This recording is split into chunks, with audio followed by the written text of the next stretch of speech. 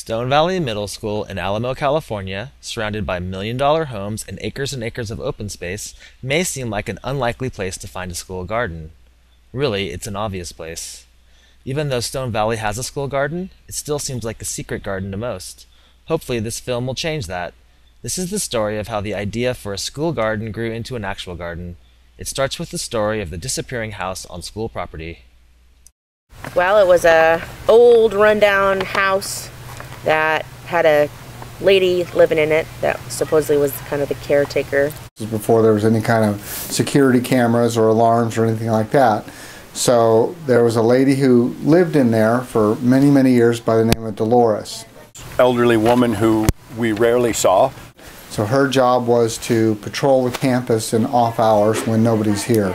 Make sure everything's safe and secure, and if not, call the police. So it created quite a stir when she would come out. People would point out the window and go, "Look, there she is." So she was as mystic as kind of the building. It was a big double-wide trailer with a redwood deck on the outside of it. And she had a porch on the back, or a stairway that went in. And if you come out in the garden, there's an electrical panel box right here, which was attached to the house. So where we're sitting, we'd probably be sitting in one of the rooms inside the house. So it kind of took up about 1/3 of this whole lot, which is pretty large. When they took it away, it took them less than a day. They pulled it apart into 2 spots, put wheels on it, and at the front of each section was a trailer hitch, and they just wheeled it out of here. So one day it was here, and the next day it was gone. It was moved, and then for a while nothing happened out here, and the weeds got super tall, like taller than some of the shorter 8th grade boys. And when it would rain, it would like flood and look like a swamp. So it wasn't a very attractive view out of our classrooms. It was just this empty weed patch that was back here after the house disappeared. Not only did the house get moved away, but it seemed like all traces of the house were gone. We could find no photo of the old structure, and except for the phantom electrical box in the middle of the lot and this address post unearthed from the bushes near Miranda, it was almost as if the house was never there. But where did the idea to turn this empty, weed-filled lot into a school garden come from? The garden came about from 2 science teachers as that mobile home was being moved out and the land became available. That seemed like a fantastic area to have a garden. It was removed from all of the fields and the blacktop and where PE would be, and it was kind of separated, and it was not going to be in use, and it just seemed like a great area to have a school garden. Mr. Hager and Mrs. Mayberry thought maybe we could have like a science garden, and they've transformed this into what it is today, which is a functional science garden for all of us. For us to have an outdoor classroom where students can learn, and we can integrate all the subjects and all the modalities of learning. Having an idea to start a school garden is one thing, but actually starting it is another. Where will the supplies come from, and the money, and the labor to actually build it?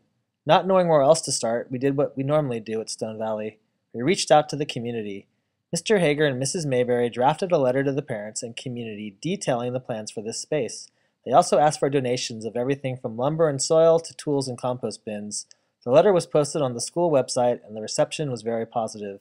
Over the next few months, donations started being dropped off, everything from straw bales to old garden tools, from single bags of mulch to truckloads of excavated dirt.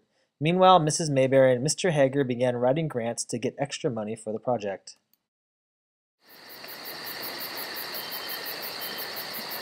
We did a large grant, I think it was $5,000 for Home Depot, and it didn't go well at all. We didn't get it.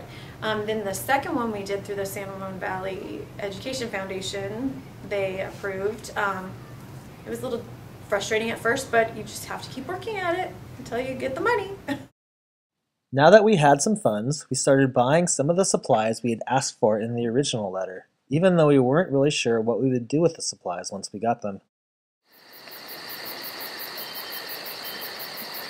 There were a bunch of people there. I think we were just clearing out a bunch of trash and raking up dirt and pine needles. I remember we had one parent that lives down the street that has a little teeny bobcat, and he brought it down and kind of flattened out the area that's now all the beds.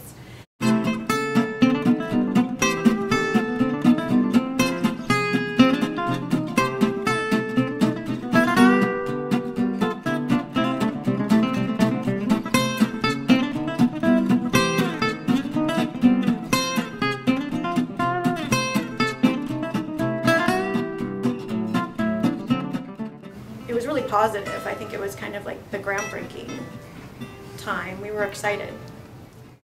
Everyone left that day with a good feeling. The community had come together and it felt like the project was gaining momentum. The space was cleared and ready, it seemed, to live up to its potential as a school garden. But this potential school garden sat unused for the entire summer of 2009 and into the following school year, quickly turning back into a weed-filled field.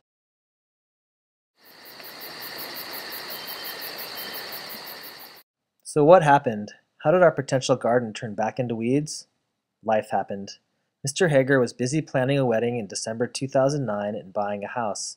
Mrs. Mayberry had gotten pregnant and given birth and soon was gone on maternity leave. It didn't take long for our potential school garden to go feral and turn back into an unused weed plot.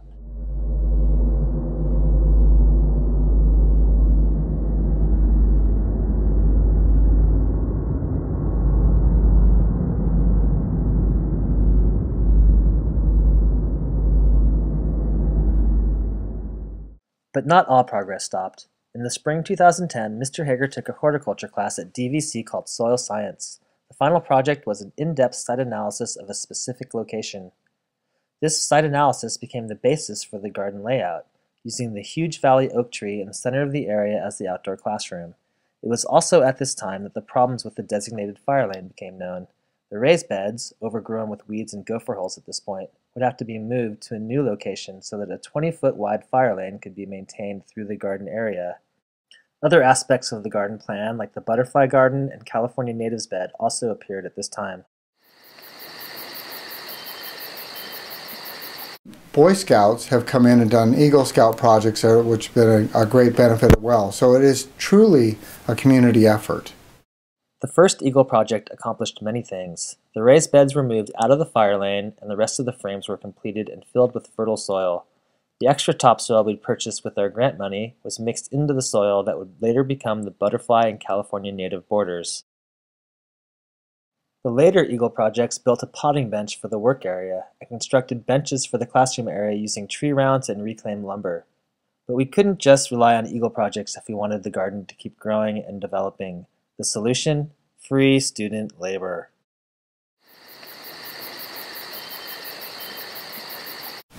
By luck, by choice, by whatever, I was walking through Jeff Hager's classroom one day and he said, "Hey, I got this idea for a class for the garden," and that was probably December 3 years ago or 2 years ago. It became an instant hit.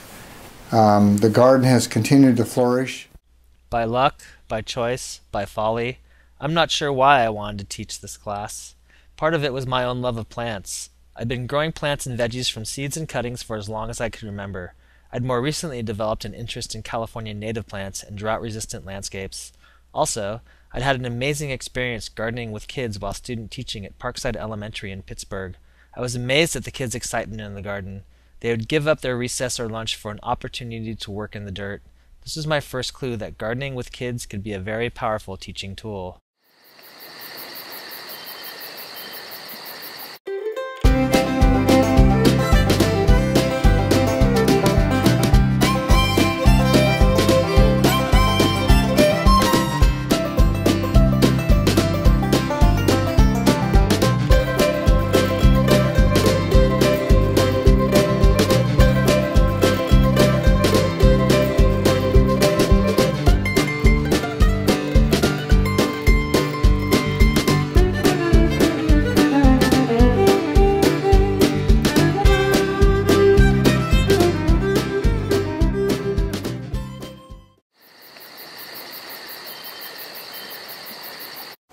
What's your job today?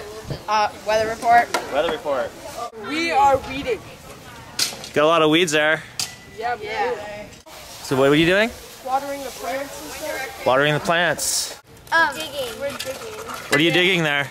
We're trying to loosen up the soil so that it's plantable, because right now it's been compressed under cement we're under some kind of hard material for many, many years. Composting.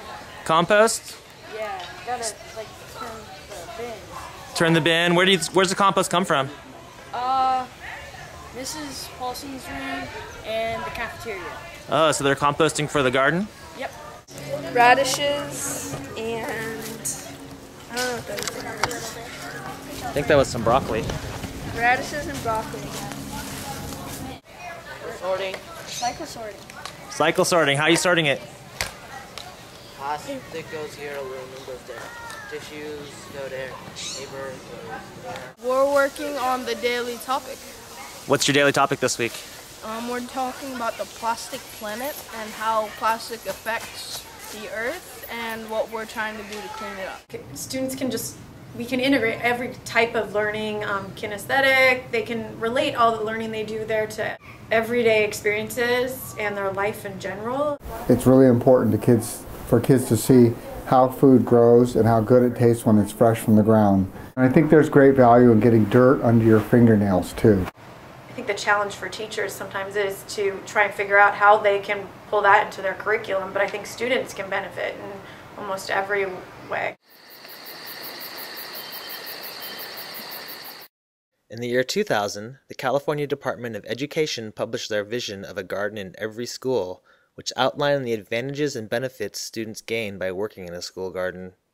Everyone, it seems, is getting excited by school gardens. Grants from Chevron and Disney through Donors Choose have been plentiful. Sheds, greenhouses, and composting supplies have been donated, but 40 minutes in the garden 3 times a week isn't enough time to get much accomplished. Between teaching the environmental science class and starting and organizing the school recycling and compost programs, the real work of building and maintaining the garden has fallen onto the back burner. It feels like my garden sometimes, or the environmental science garden, but hardly the school garden. In order for the space to become a true school garden, the entire community, teachers, students, administration, and parents need to get involved. It's no secret that San Francisco School District is a leader and innovator in the area of school gardens. 2 of the educators instrumental in creating the San Francisco School Garden program have shared their expertise in the groundbreaking book, How to Grow a School Garden. One of the most important aspects of starting a sustainable school garden is to get the entire community involved. So far, we have teachers, students, and administrators on board. The only piece missing is the parents. Like most projects here at Stone Valley, to truly succeed and prosper, the garden will need the support of the PTA and the parents. Without it, the garden will no doubt turn back into a weed-filled field. I would say it's worth having this for the minimal distractions that have happened time to time. Well, thank you very much. That's all the questions we have for right now, but thank you very much. You're very welcome, young man. It was a pleasure being a part of SVTV with my friend Kono and colleague.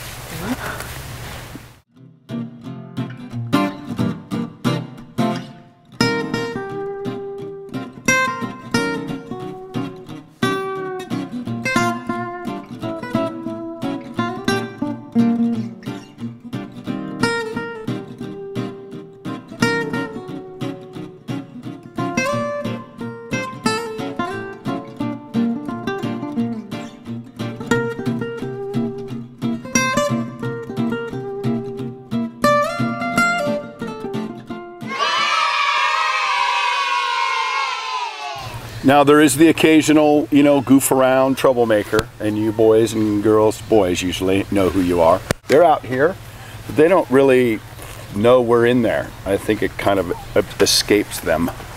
Boys usually know who you are. Goof around troublemaker. Are you rolling? Yes. Okay, ask me the first question. Okay.